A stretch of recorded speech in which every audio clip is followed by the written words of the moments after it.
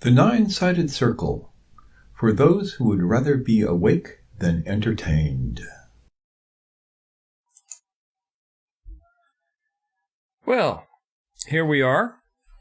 Hopefully that this is going to work out okay. What I'm seeing right now is that I'm getting all sorts of crazy dropped frames. So I'm thinking that my connection is not as good as it could be, but hopefully it will be good enough. So when you start hearing this, and again, I'm sure that there is going to be at least a 10-second lag, give me a sense of how the connection is for you. Are you hearing and seeing this okay? And while we're waiting for people to say something, welcome to everybody. Hello, Dave. Sunny is here. Aaron is here. And of course, Kyle is here, which is good because things don't work without Kyle. As per usual, Kyle will be monitoring the comments and such and making sure that I don't miss anything that I need to give my attention to.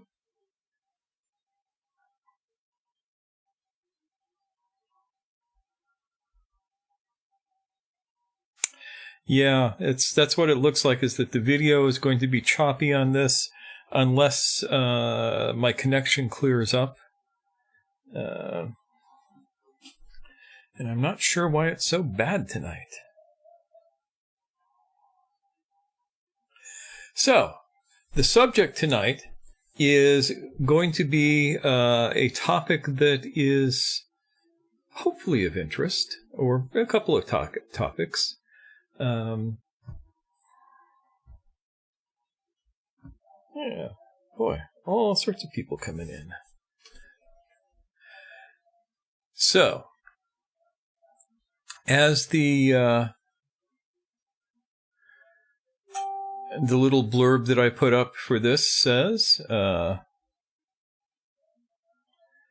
subject tonight is Itlaq, which means liberation or release. And the question is, of course, what is liberated and what is released? Or who is liberated? And liberated from what? Now, by now you know that I'm going to say that the liberation that is being experienced is going to be liberation from mechanical conditioned thought and behavior. Which is, as far as I'm concerned, the only worthwhile game in town. Hopefully that makes some sense. And along with the idea of the Sufi idea of liberation, you have exactly the same thing found throughout the yogic world in Advaita and Kashmiri Shaivism, with the idea of moksha, which means exactly the same thing, either release or liberation.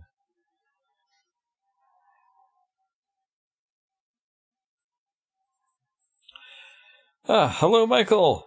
You can be the Nine-Sided Circle. It's okay. I don't mind. Somebody has to be.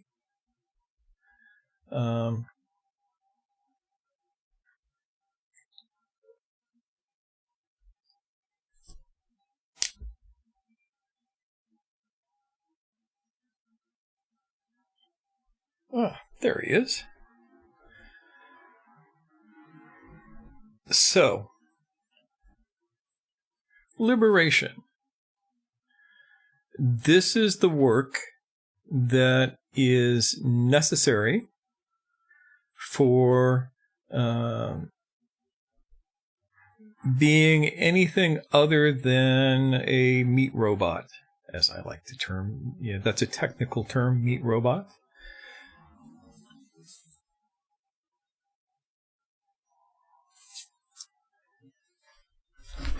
And it is different than a lot. The concept is somewhat different. Hello, Ian.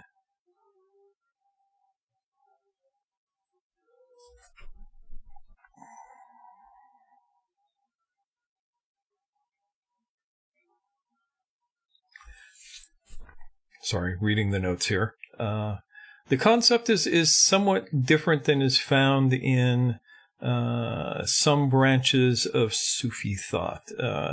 Usually when you read the more modern teachers, you run across the word fana, F-A-N-A, which means annihilation.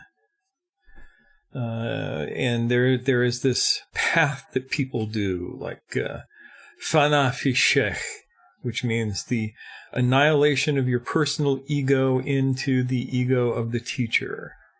And then you get fana fi pir, which is the annihilation of your personal ego into the ego of the saint that founded your order. You get fana fi rasul, which is annihilation in the prophet. And then finally, if you're lucky, eventually you get to fana fillah, which is annihilation in God. And there's all of these stages. As far as I can tell, these stages seem to have, and this will get me in trouble somewhere, no real value. They are a great way to be stuck in the same place forever. And they do not do what the job of a Sufi or a yogi is to do, which is to let go, to liberate yourself, to release yourself from the bonds of your own conditioned ego and move into the deconditioned state.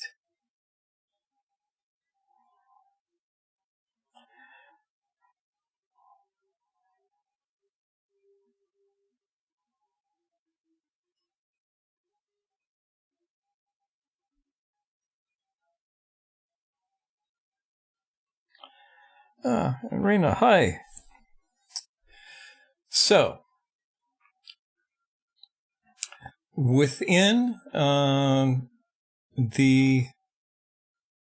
by the way, how choppy is the video? It looks like I'm dropping frames at a mad rate. I'm not sure what I can do to fix that.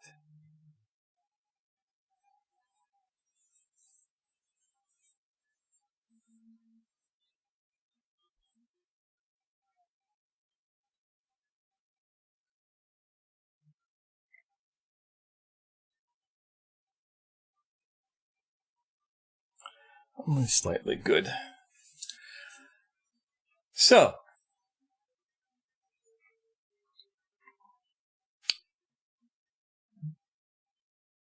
there's a concept that I'm going to introduce to you.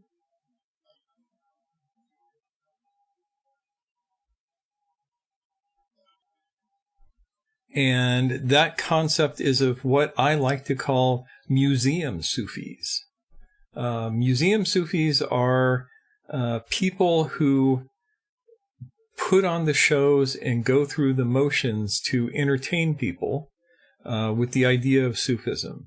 You will find these shows all over the place where people in restaurants will, and I've seen this in Egypt, people who do whirling as a show rather than as a practice. And I've seen this in Turkey for sure, where to this day Sufism is still illegal, but the Mevlevis will put on demonstrations of the Sema, which you can watch for a few dollars. Museum Sufis are basically dead, dry things that are not teaching you anything that is relevant to the world today, but will help you to get really cool costumes and the best possible hats and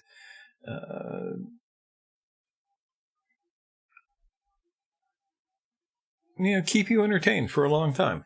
They will not give you the tools that you need to liberate yourself. They will convince you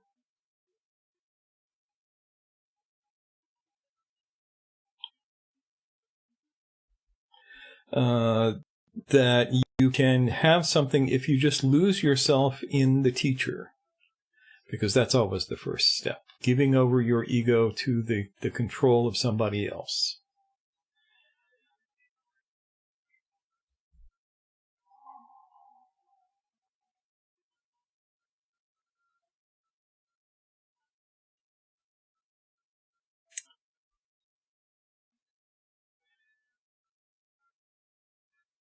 A fez is cool. And, yeah, if I do say so myself, I look pretty jaunty in a fez. But if I'm in the US, walking around in a fez is basically being in costume.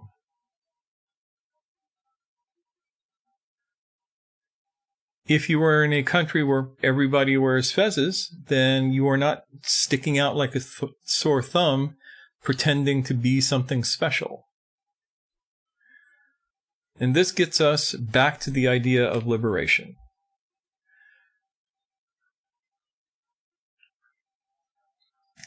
Okay.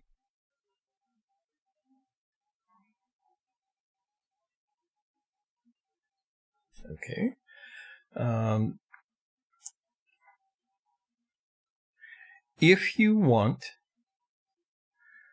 to, and I've talked before about the concept of human adulthood.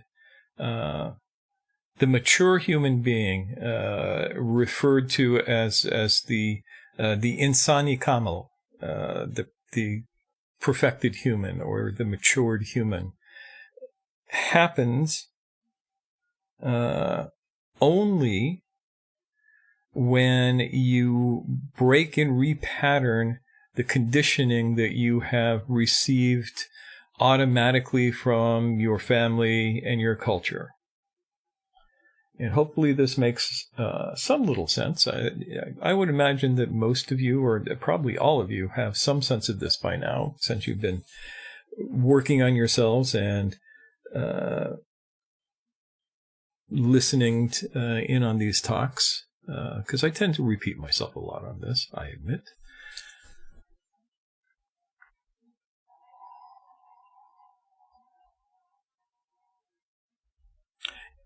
Scott, insan means person or human. Kamel means completed or perfected.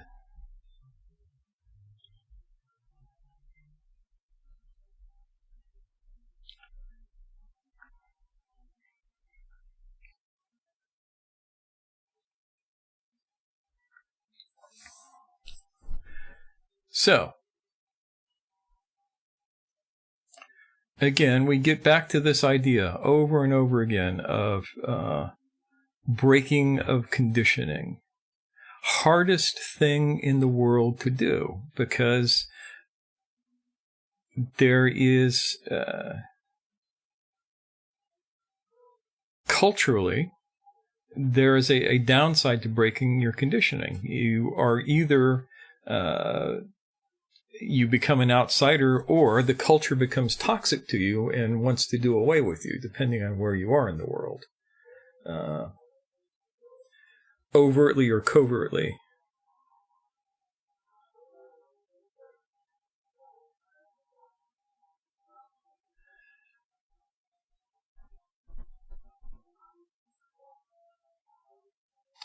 So,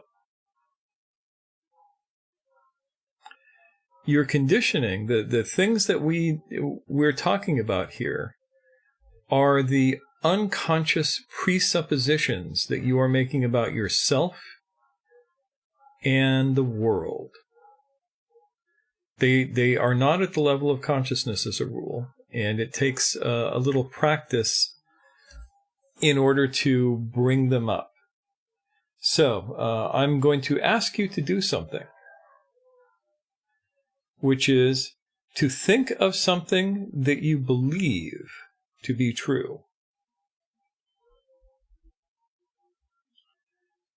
Now, understand what belief is. Belief is a supposition that you carry that is not backed by any kind of objective substantiation. So I don't need to believe in gravity because I experience gravity all the time.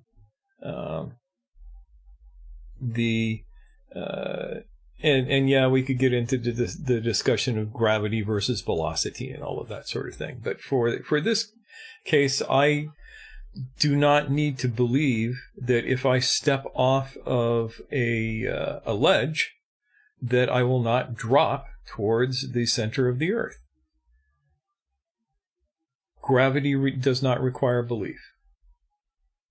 Some things do require belief.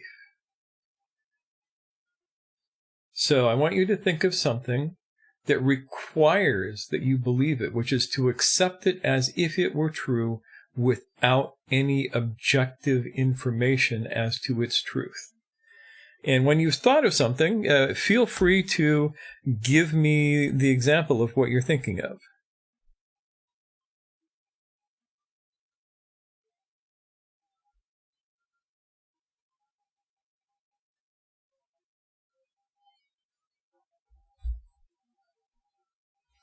So Scott says, all experience is relative, so beliefs are even more tenuous.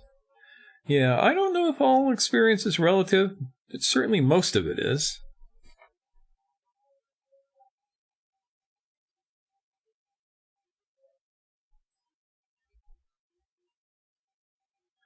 Reiki energy, yes.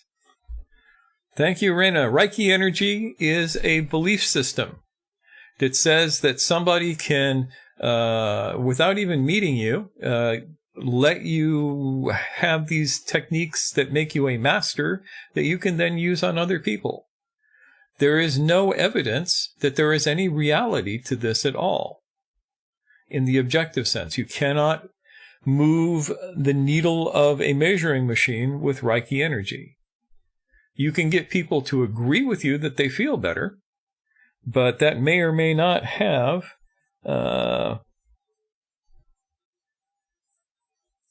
any sort of reality. Somebody here, Robbie says enlightenment. Yes, enlightenment, in the sense that it is being used there, is in fact a belief.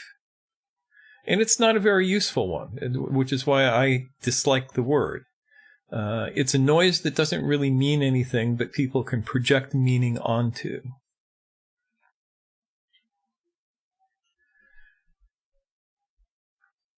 So, you have belief. Everybody has beliefs, and everybody has doubts. And so I invite you to think of something that you doubt. A doubt is, sometimes you think it might be true, sometimes you think it might not be true. And again, I use the example of gravity. As long as I'm standing on the surface of this planet, I have no doubt about gravity. Gravity is real to me. It is experiential and demonstrable and measurable. So, take a moment and think of something that you doubt.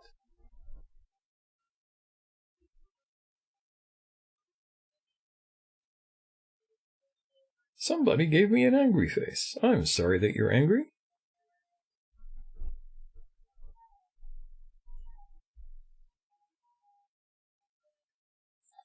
So, you'll notice something. If you think of your belief, especially if you can make an image in your mind's eye of your belief, it will be someplace. It's like maybe a picture of the thing that you believe will be up here, like there. And if you make a picture of something that you doubt, it will be in a different place. It won't be in the same place as a picture of something that you believe. It could be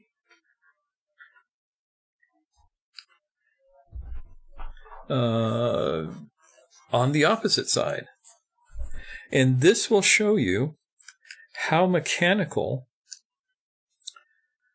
beliefs are. Because if you take and notice where you store images of things that you doubt, and you take something that you believe, and you move the image of that belief over to where it is you store the images that you doubt, you will literally change the belief that you have into something that you feel some doubt about.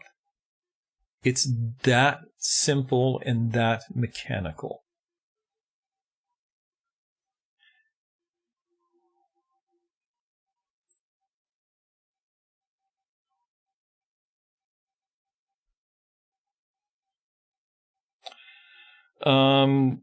Yes, Ian, you could use NLP submodalities to do that.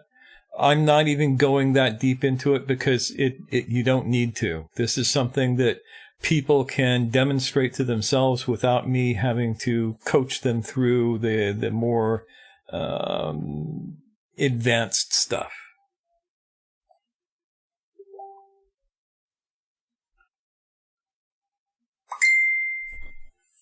Uh-huh.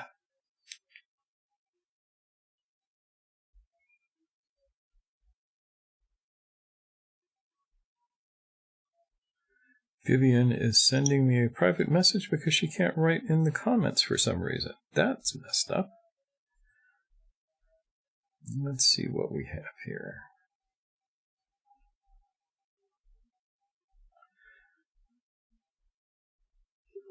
And of course, everything is taking its time today.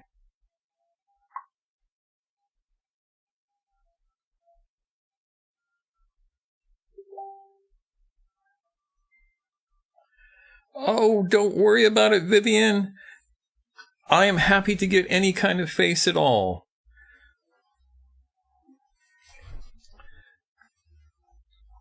So, anyway, have you people tried this a little bit? Have you experimented with taking a belief picture and moving it to where you keep your doubt pictures and noticing how the feeling changes?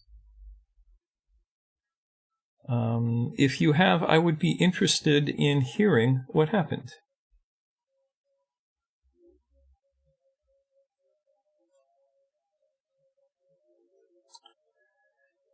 So,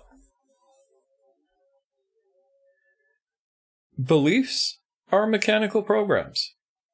They are stored in your mental schema in a way that allows you to identify them by the way they feel. And you get to have feelings about them.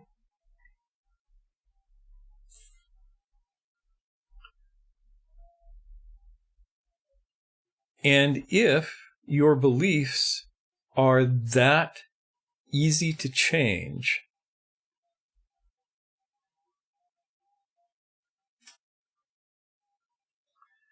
then consider the possibility that your beliefs are really not made up of anything other than a shape within your neurology. I use shape for lack of a better term.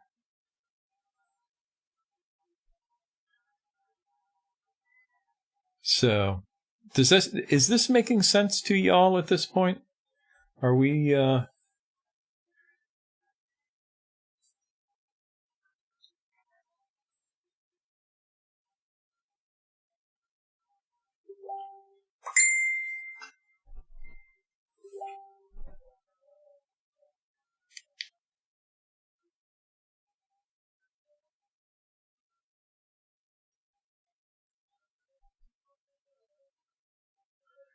got another comment here.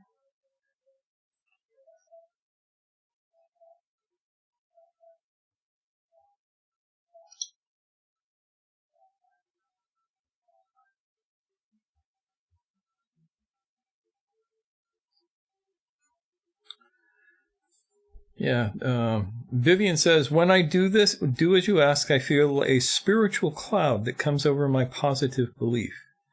I don't know how to better explain it. I should have mentioned that it is usually better to do this with a negative belief. though positive beliefs, negative beliefs, they're all the same thing. And eventually you want to decondition yourself from all of them. But it's more fun to decondition yourself from the negative beliefs. At least in the beginning.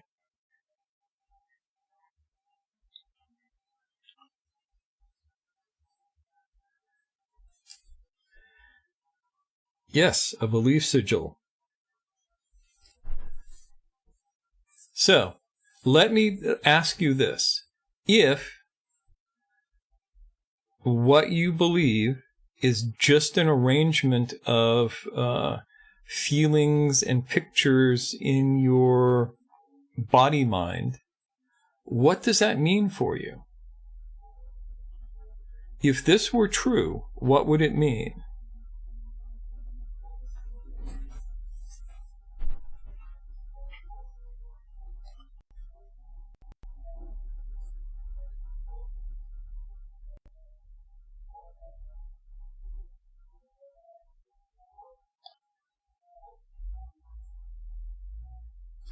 Yeah, the reason that you start with negative beliefs is because if you decondition all of the positive beliefs first, you will be stuck with all of the negative ones, and that's basically no fun.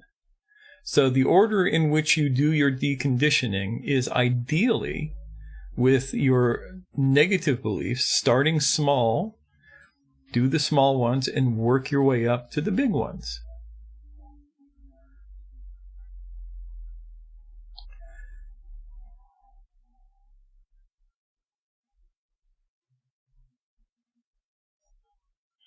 And Dave says, would it mean that life could be a choose-your-own-adventure book? And the answer is, life is, in fact, a choose-your-own-adventure book, and nobody told you. So, yes.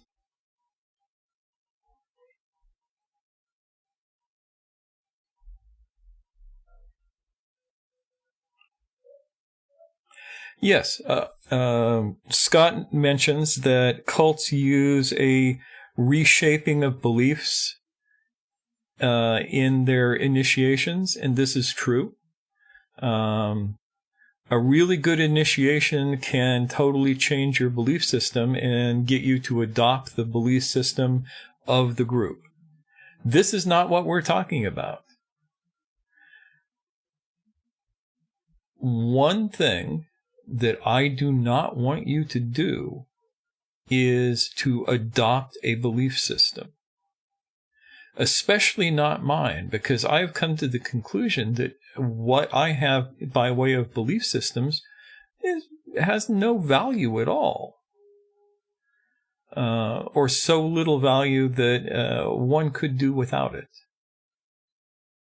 So what I'm suggesting is that it is possible and even preferable to, by and large, function without these belief systems. Though it is dangerous when you do that, because each one of these belief systems is connected to others who hold the same beliefs. And there are signals that you send each other.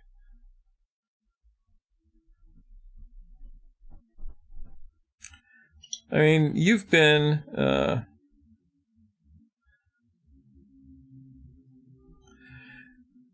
you've all either seen or been to political rallies, both of politicians that you agree with and politicians that you disagree with. And you will note, especially these days, that politicians do not talk about issues. They do not talk about policy. They talk about beliefs. And the most successful politicians are the ones that fire off belief signals in their followers that reinforce a particular position. Neurologically, when somebody agrees with your belief system, it releases a bit of dopamine into your brain. Y'all know what dopamine is? It's the pleasure hormone.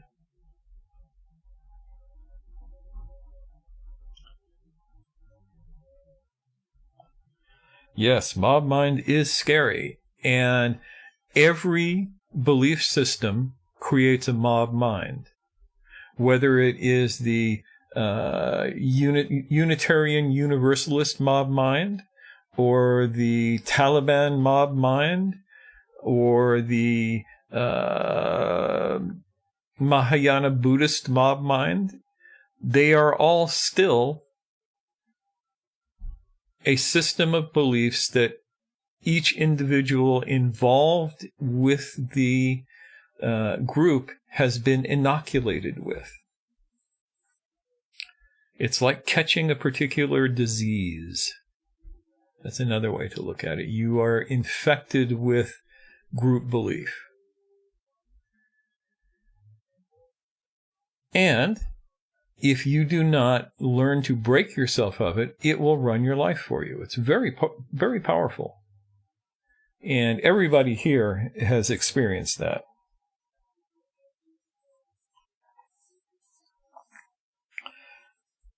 So Scott says, you advocate an unbelief system. I don't advocate systems.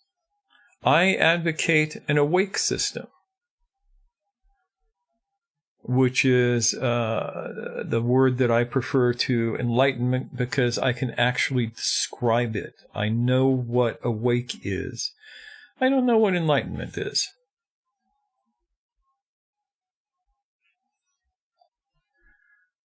So, imagine, if you would, for a moment, if you were not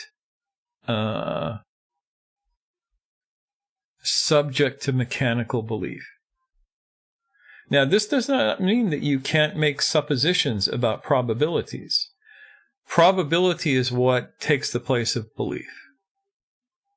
So, here you have you driving down the road, and you come to a stoplight that turns red. Most people stop at that stoplight because they believe that they will be breaking the law if they go through the stoplight.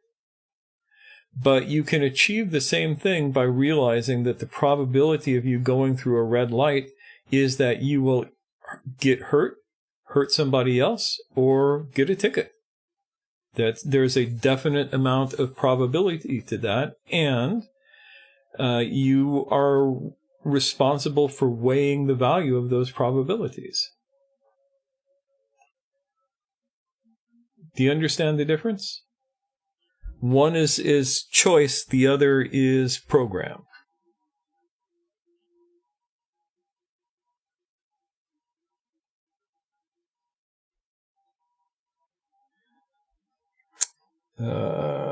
David suggests that maybe enlightenment is the serious consideration of every doubt.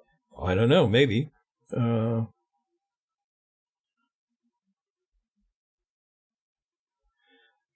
Somehow I don't think so. Enlightenment is just a term. It's a word. Enlightenment itself is a belief.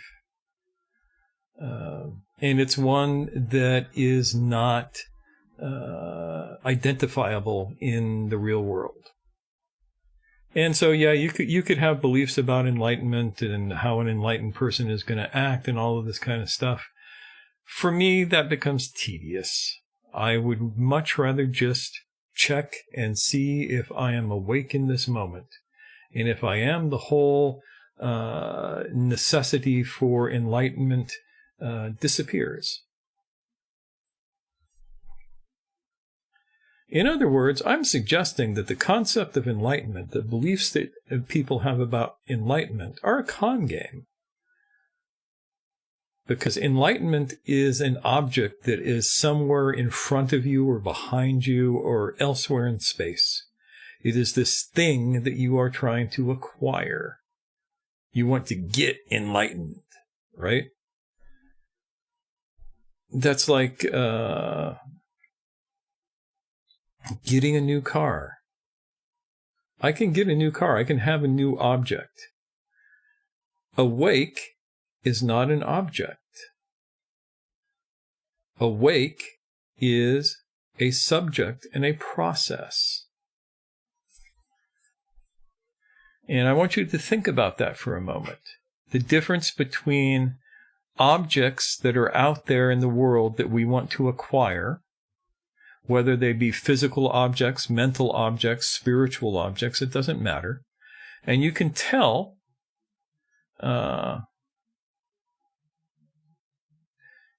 here's a thought. If you look up enlightenment in the dictionary, they will present it as a noun. A noun is a person, place, or thing, or as we say, an object. But enlightenment is not a noun. It is a nominalized verb.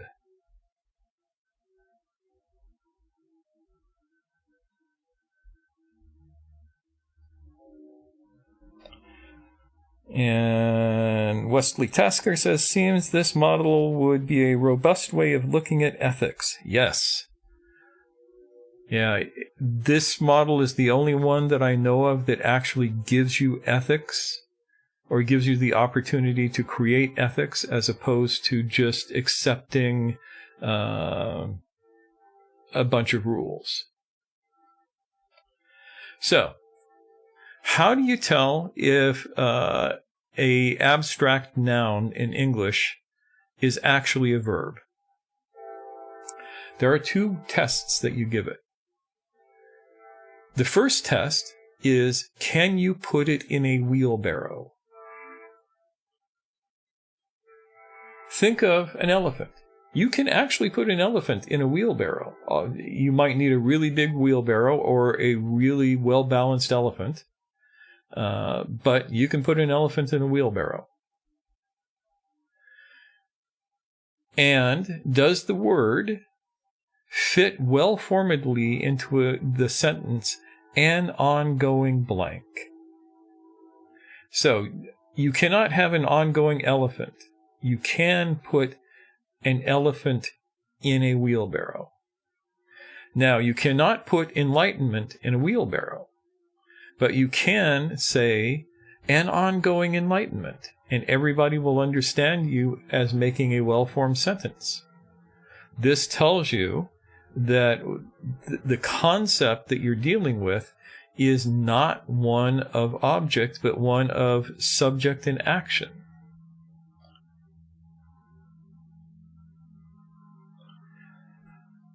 Does that make sense? Does that seem clear enough?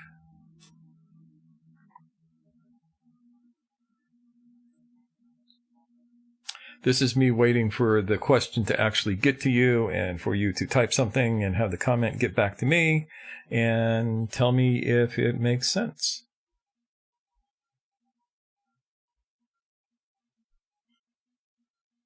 Good.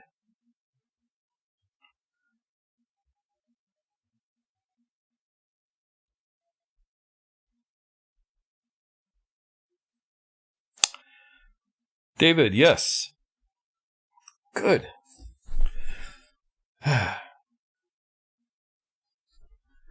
So,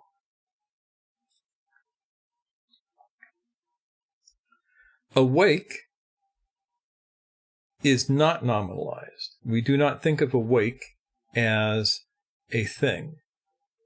So we understand that you can have an ongoing awakeness, but you cannot put awake in a wheelbarrow. It's a verb.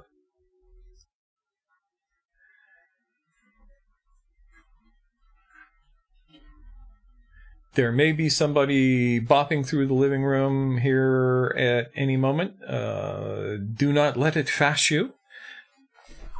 It would just be Vince coming back. And I am forewarning you on that.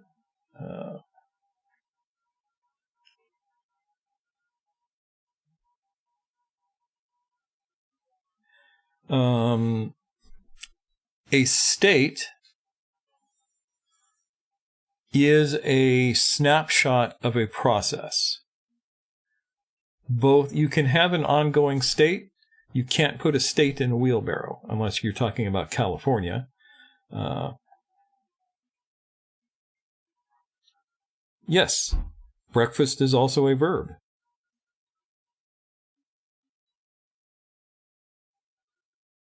Is there a distinction between a picture and subject? Yes. A picture is an object given to consciousness, internally or externally.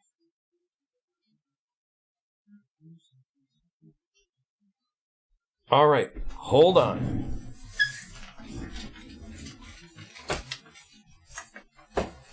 Hi, Rashad. Howdy.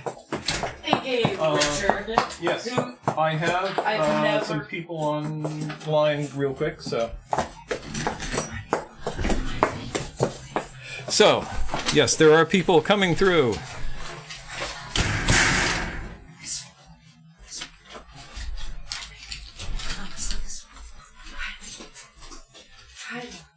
There we go. It's always fun.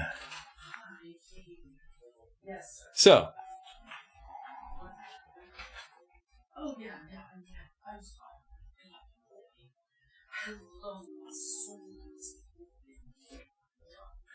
So here we are with this distinction of process and object. All processes, and the noise will cool down here in a second. Processes are changeable, objects are not. And this is something that people don't understand. And your belief systems are objects, and therefore are difficult to change. So the first thing that you do in order to relieve yourself from a belief system is turn it from an object into a process. Can you think of an example of that? What would be an example of a belief system as object versus the idea as process?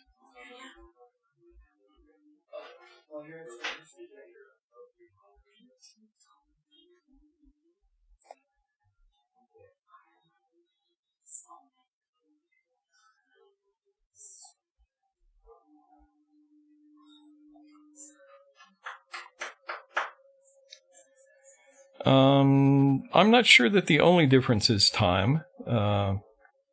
Time is something that will often come into play.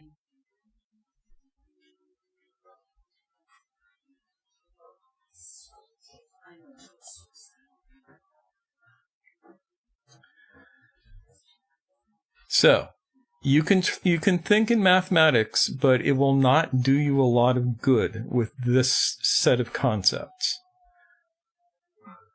This tends to be more approachable from an almost biological model rather than a mathematical one, though the mathematical ones are fun. So, a process changes through time. An object moves through time and will also change, but not in the same way as a process. So a mountain is an object. A mountain moves through time. Over time, that mountain will be reduced to the point where one day there will be no mountain. God, that's almost like a song. First there's a mountain, then there is no mountain. Then there is, because of tectonics. So you have that kind of change versus the idea of a process.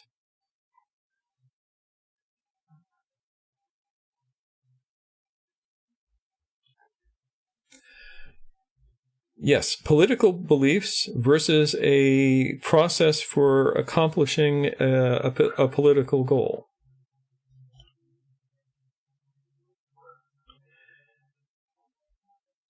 Space. What is space? Space is important because without space, everything is all mushed together. And that's embarrassing. Because then you can't get anywhere because everywhere is in the same place. But it's not just space, it's space-time. And as good old Uncle Al pointed out, space and time are a field phenomena, not two separate things, not separate objects. a single field.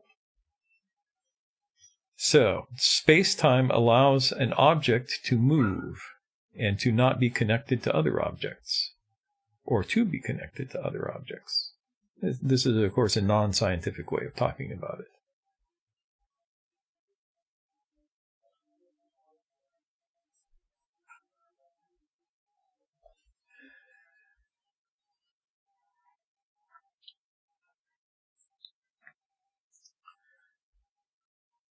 So, here we are, back to your conditioning.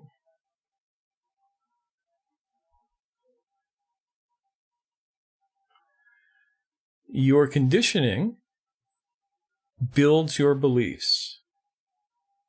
A belief lives on top of a conditioned pattern.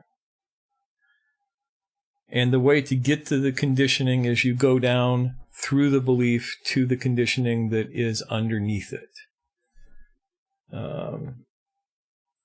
Language is often the handle that allows you to deal with that,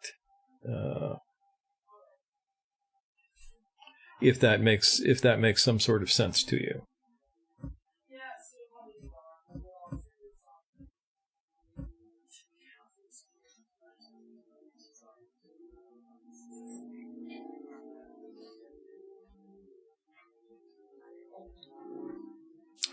So,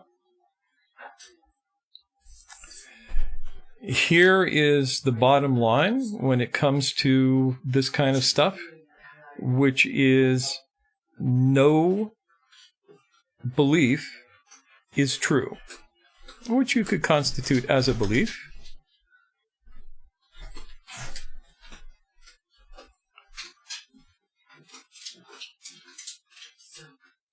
Or just as a working model.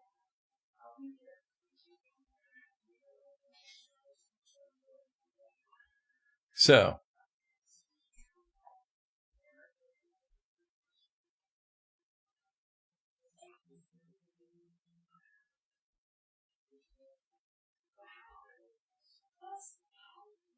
hopefully at this point you have created an idea within yourself of the difference between a belief and an experience.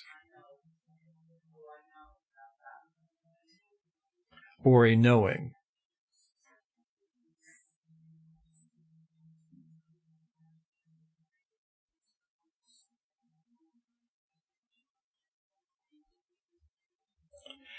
Okay, Aaron says, would you say that we are conditioned to believe in what our emotions mean?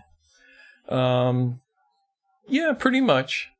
An emotion is a feeling that you have in your body that you attach a story to. So, let's say you have a sensation in the pit of your stomach. And you tell yourself the story that that sensation means that you are afraid. And so you get all of the reactions of fear from that. It's good to see you, and I'll be seeing you, sooner than later, I'm sure. And if you...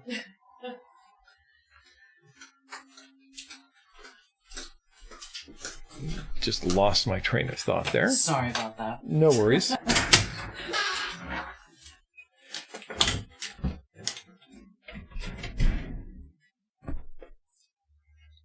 Oh, that was exciting. If you... I just totally lost my train of thought. That happens.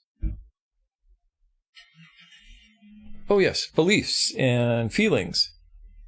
So, if you have that same feeling in the pit of your stomach and you have a story that says, that's excitement, then you experience excitement. The feeling is the same. The story changes. So do consider that emotions are patterns of belief that you have about feelings that you experience that are connected with real or imagined events.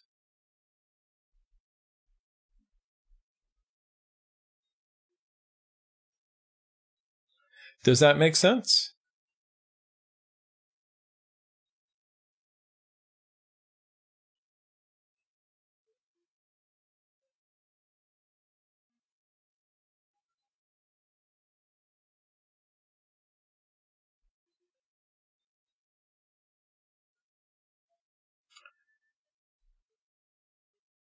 This is me waiting to see if you say, yes, it makes sense. Good. We have somebody who's either understanding the concept or is as crazy as I am.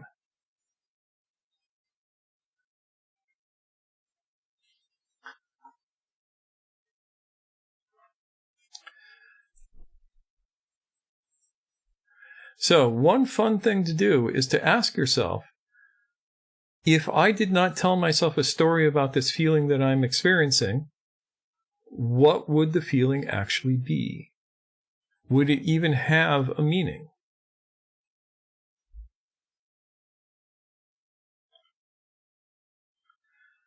Scott, yes, there is a difference.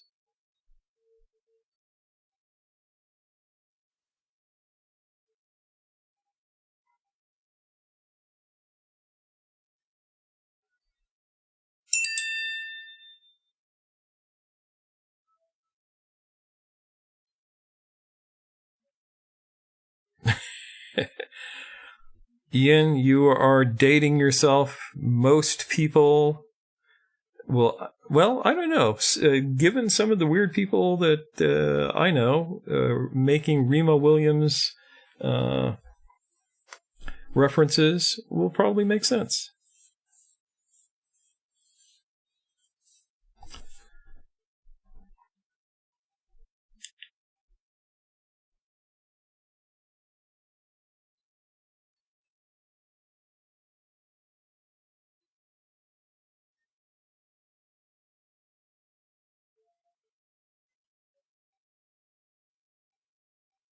This is me checking for all of the various messages that are coming through at different places.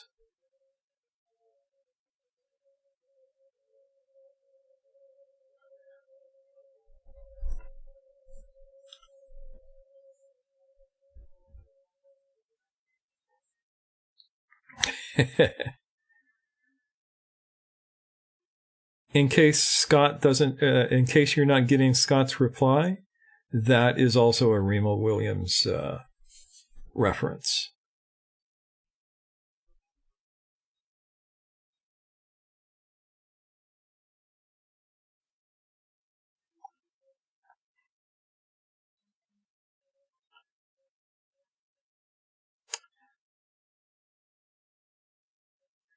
Good.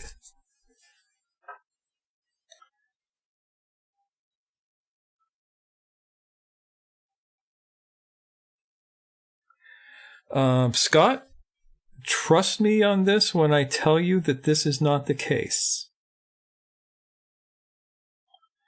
Without the context of stories, you will still have physical sensations and they will still give meaning to you. They just won't be a meaning that is connected to something that is disconnected from the present moment.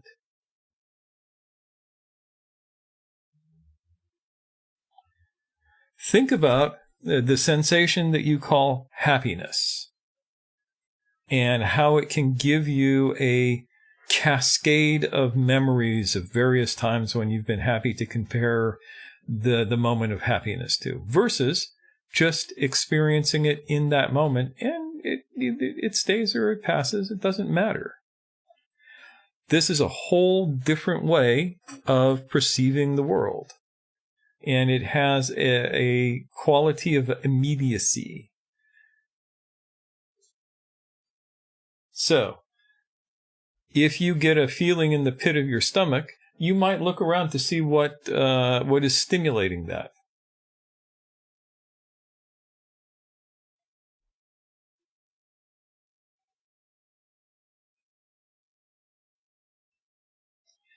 Would most forms of entertainment be well defined as a way for us to be vicariously conditioned?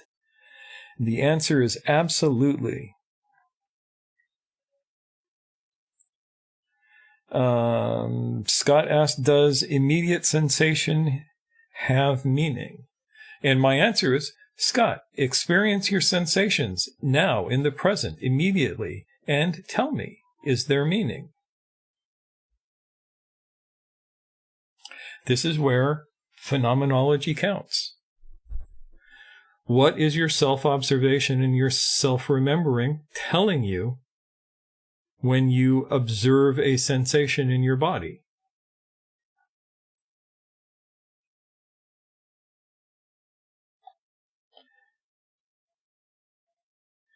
And Aaron's comment on entertainment, this is why the motto of the school is that it is for people who would rather be awake than entertained, because entertainment is definitely involved in the conditioning of the self.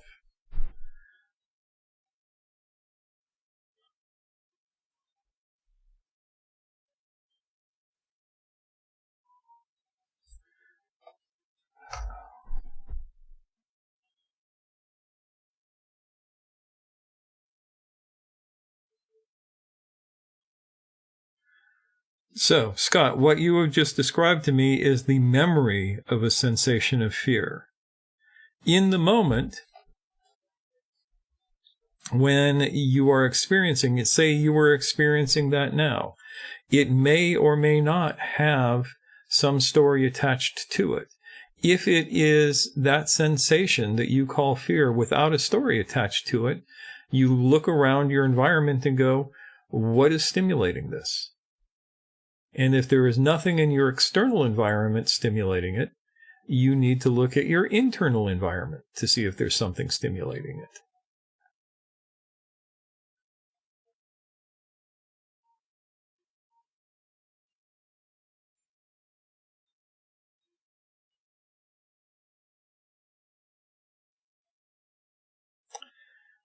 Entertainment can definitely be part of a cultural pull, not necessarily to self-identity, but to group identity.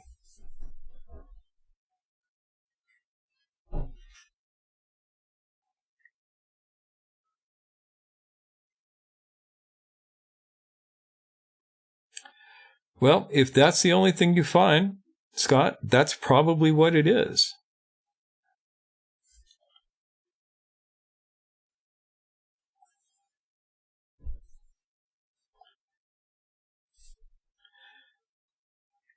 And you might also find that if you experience something, it might be the immediate sensation of, oh, there's a tiger. Oh, the body language of that tiger is that of a prey animal looking at prey when it looks at me.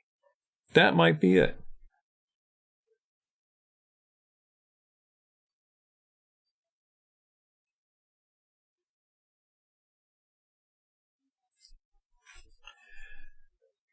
When you have immediate sensation without referring it to past similar instances, and you are awake to that sensation, that is the threshold for moving into a flow state. Just so you know.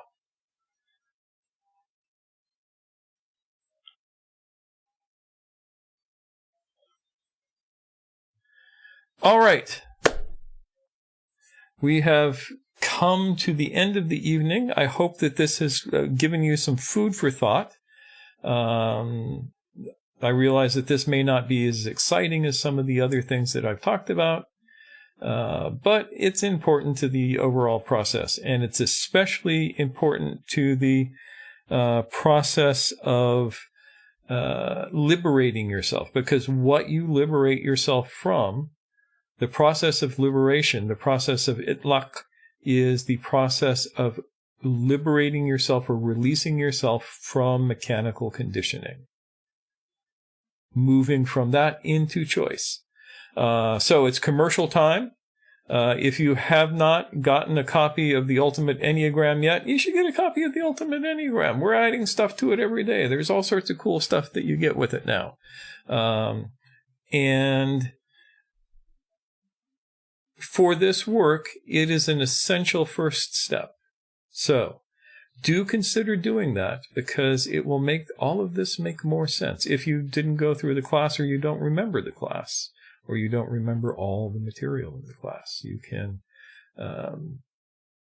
do that sort of thing. I have one slot left for my special of half price private consultations. So one lucky person could spend either 4 or 6 hours talking with me privately. And I will tell you that I have found some workarounds from Skype that work incredibly well, and do not have a lot of the Skype problems. Yes, what Michael said there. http://ultimateenneagram.com. Go there, check it out. You'll love it.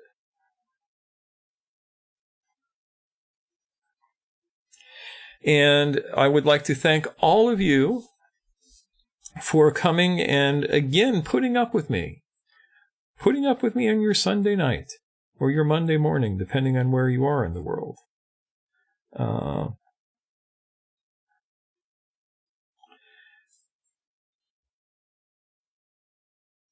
And, oh yes, on the Ultimate Enneagram, recommend it to your friends. If you have taken this course and you know somebody who could benefit from being able to look into the future and see what's liable to happen, recommend it to them. And as I always say, if you didn't like the course, recommend it to your enemies. Why not? So, I want to thank you all again for being here tonight, and I will be back next Sunday with something, if not educational, at least amusing. And for anybody who missed any of this, it will be up in replay in just a few minutes. So, without further ado, thank you, Kyle, for doing the hard work of making all of this happen in the background for us, and for helping to keep me on task. Thank you for all of you who come, because without you here, I would just be talking to an empty computer screen. And where's the fun in that?